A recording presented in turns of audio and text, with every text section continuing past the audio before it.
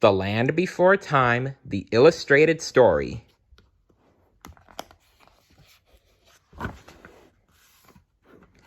Chapter 9, The Great Valley. Littlefoot realized that they had led Sharptooth to the valley. He knew that the herds would be helpless against the monster. He and his friends had to stop Sharptooth. Littlefoot noticed a large boulder balanced at the edge of a rock ledge high above a pool of water. "We've got to get Sharptooth away from the high rocks before he finds the entrance," he said to the others, "and then we'll have to work together to kill him." "How?" asked Petrie. "We'll coax him to the deep end of the pond here. He can't swim with those scrawny arms," Littlefoot said.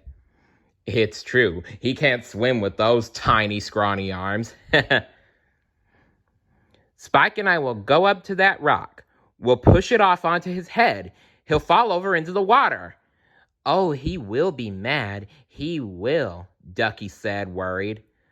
Littlefoot turned to Petrie.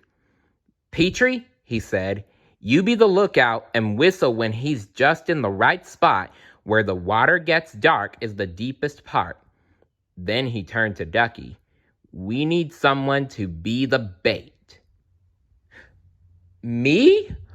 Oh, no. Nope, cried Ducky. "Oh, come on, Ducky. You can do it. This is no time to be a scaredy cat, okay?" A short time later, Sharptooth found the entrance to the Great Valley. He growled and sniffed the air with evil joy. Just then, a noise behind him caught his attention. Roaring, he whipped around and saw a little big mouth heading for a pool of water. She looked injured. He grunted in satisfaction at the juicy little morsel just waiting to be eaten. He pounded after her with a raging bellow.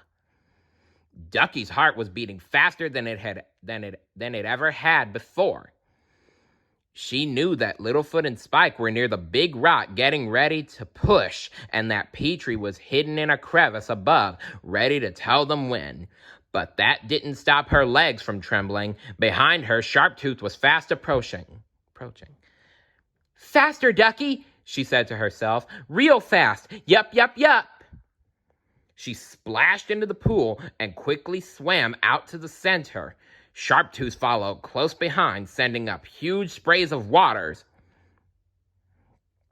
Ducky kept on swimming until she was in the deepest part of the pool.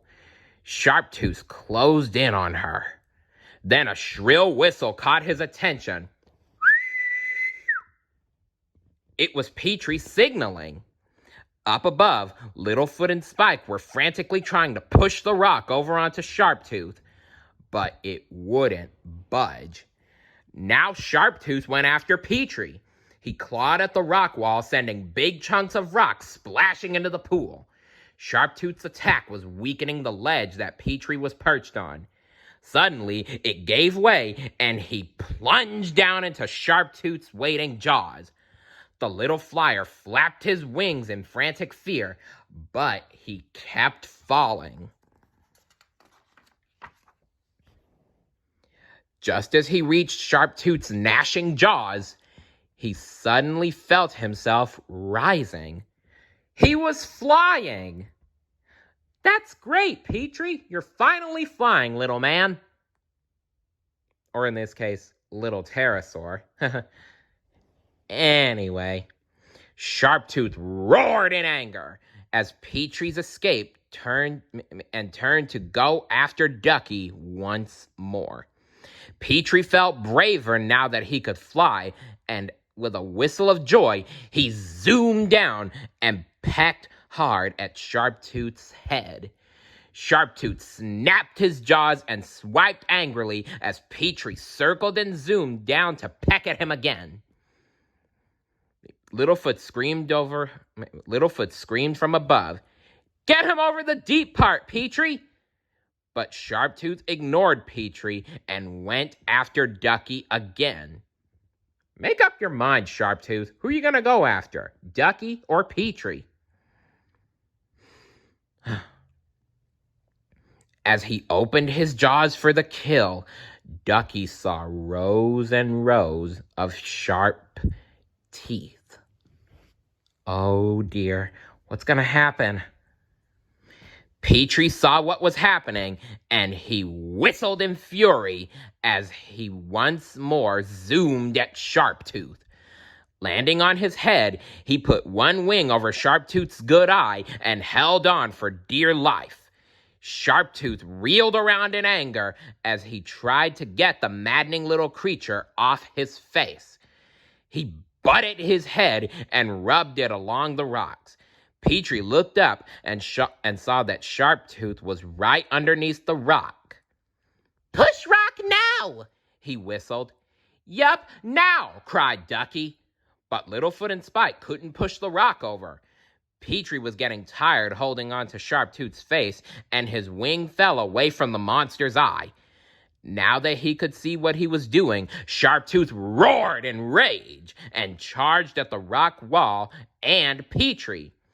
As Petrie screamed, someone else did too. From out of nowhere, Sarah appeared. As Littlefoot and Spike pushed with all their might, Sarah let out her battle cry and charged at the rock. It went tumbling over and landed with a loud thud right on Sharptooth's head. With a tremendous splash, the great beast sank into the deep part of the pool and disappeared. Littlefoot and his friends smiled at each other in awe and satisfaction. They had done it, but only as a team. Littlefoot's smile quickly turned into a worried look. "Where's Petrie?" he asked. Uh-oh. I hope he's all right. Poor Petrie," said Ducky, and everyone felt very sad. After a long silence, Littlefoot said, "Petrie was a good friend. He would want us to continue. Come." And he led the little group away from the pool and toward the great valley. Just then they heard a cough and a sigh and turned to see a soggy Petrie pulling himself onto the rocks. "Petrie, you're safe!" screamed Ducky. Yup. At that moment, everyone, even Sarah, hugged each other in joy and friendship. Aw, a group hug, one of the best kinds of hugs out there. "Now we'll always be together," cried Littlefoot. "How long?" whistled Petrie. "Forever," Ducky cried. "Together," said Sarah, a broad smile on her face. "Come on," yelled Littlefoot. "We've waited long enough. Let's go to the Great Valley." A short while later, they found themselves at the entrance to the valley. The view was so breathtaking that they stopped and gasped in disbelief. Rich-looking trees were everywhere, bursting with so much green food that they looked as if they might topple with the weight. Thick emerald grass covered the ground as far as the eye could see, and there were rivers and pools of fresh, clear water. All the herds were there, big mouths, long necks, three horns, living side by side peacefully. As they watched, they heard a beautiful song coming from the valley. As the song grew louder, they rushed into the valley shouting with joy. It wasn't long before they all found their families again, except for Spike. But he was quickly adopted by Ducky's family when she explained that he was her friend forever. Yup.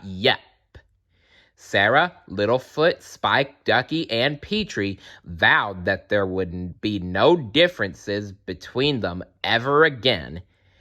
They would teach the adults what they had learned.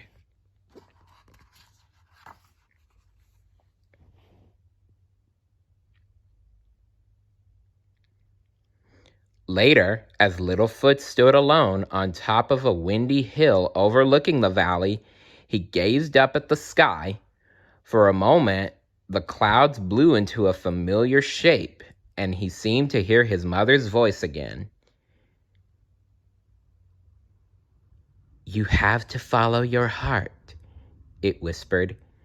"Goodbye, Littlefoot. Don't forget me." "Goodbye, Mother," whispered Littlefoot. "I won't forget you. You will be in my heart forever." So to all you out there who have lost a relative, just remember, they will be in your heart forever. He looked out at the great valley and once more, and then went down the hill to join his family and friends. And as he did, he could hear his heart singing.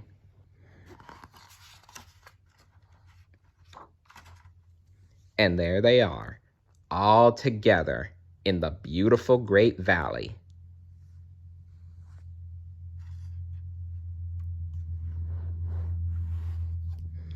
And that's the story of how 5 prehistoric creatures, a long neck, a 3-horn, a big mouth, a flyer, and a spike tail, made their journey to the Great Valley together as a team and as friends. And I hope you enjoyed The Land Before Time, the illustrated story. If you want to hear the whole story, check out the playlist on my channel. And once again, I hope you all enjoyed it. See you later. Bye.